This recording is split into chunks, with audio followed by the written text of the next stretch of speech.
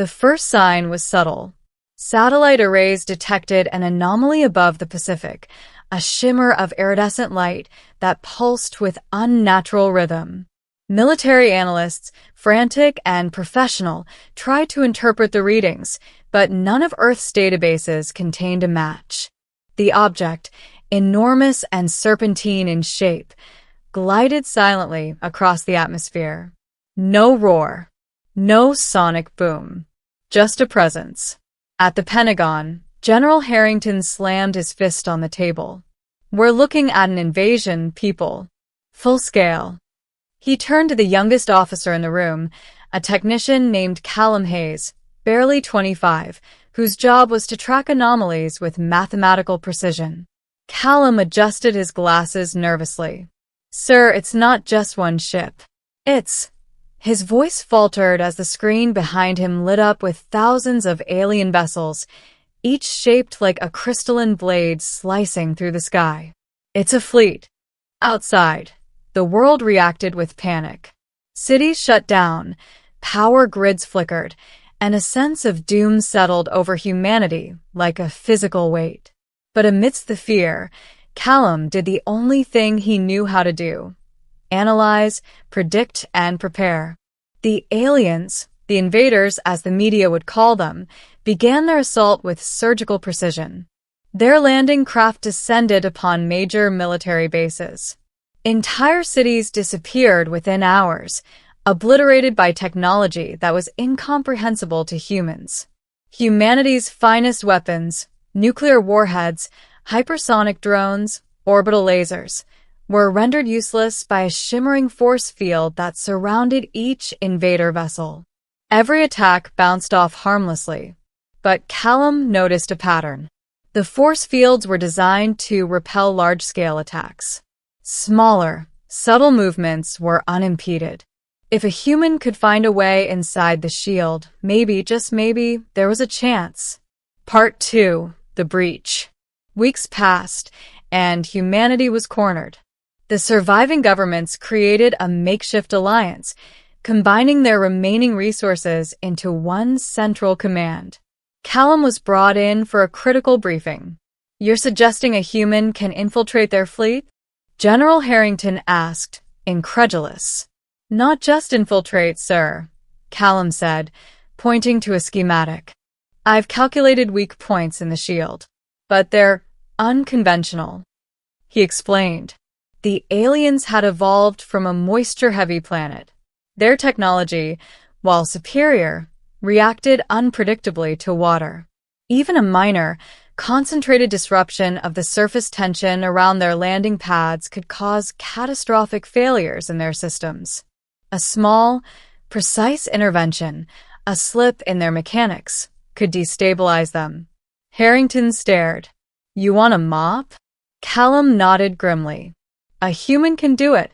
The aliens are programmed to counter high-tech threats. They won't expect something as mundane as this." The plan was madness, but in desperation, it became humanity's only hope. The operation was dubbed Operation Wetfloor. Volunteers were scarce. Most soldiers had resigned themselves to defeat. But one man, Jerry Daniels, a janitor from Houston who had once served in the reserves, stepped forward. Jerry was average in every way: medium height, average build, bald patch, a slightly crooked nose. Yet, he had one skill that mattered more than any gun. He could clean anything, anywhere, and make it shine. He trained for days, learning how to handle the mop like a weapon. The plan was simple: infiltrate the alien mothership that hovered over New York, locate the main control node, and destabilize it with a carefully applied water solution. Sounds ridiculous, but when every other weapon failed, ridiculous was all humanity had. Part 3. Inside the Beast.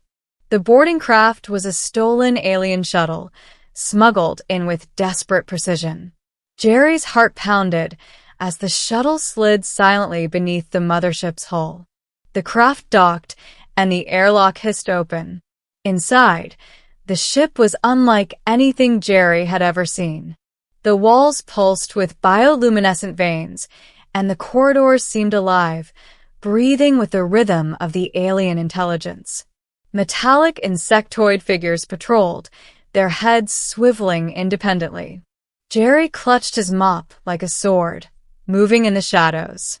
He reached the central chamber, a vast, cathedral-like space dominated by a control node that hummed with power. Panels floated midair, shimmering with alien glyphs that seemed to shift when observed directly. Jerry approached, keeping low, and read the schematic Callum had provided. The weak point was the floor beneath the node, covered in a thin layer of alien material that, when saturated, would cause the node to short-circuit. He pulled the mop from its backpack, dipped it into a portable water reservoir, and began. Step by step, he spread the water across the floor. The panels flickered, lights dancing erratically. Sirens blared. Alien guards rushed toward him. Jerry panicked. He slipped. And as fate would have it, the mop swung, sending a cascade of water in every direction. The floor became a reflective, treacherous puddle. Alien tech screeched as circuits fried. The mothership shuddered violently. "Wait," Jerry muttered, half in disbelief. "It's working?" Then came the explosion of light. Panels cracked. The alien hive mind signals faltered. Within seconds, the mothership lost control of its landing craft across the planet. Human cities that had been burning for days experienced an eerie pause as the invaders' technology failed simultaneously. It was chaos on both sides, but humanity's side for once had the upper hand. Part 4. The Counterattack. With the mothership destabilized, Earth's remaining forces struck. Fighter jets that had been hiding in secret bunkers launched.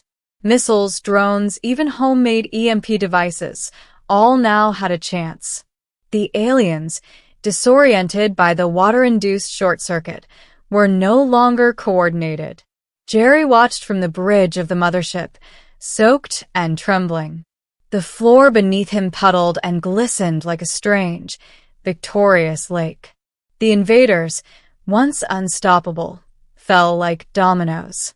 Ships crashed into the ocean, their crystalline hulls shattering in blinding arcs of color. By the end of the day, the invasion force was decimated. Cities were scarred but still standing. Humanity had survived, not with its weapons, not with superior numbers, but because one man had remembered something fundamental. Water, in the right hands, could be a weapon beyond imagination.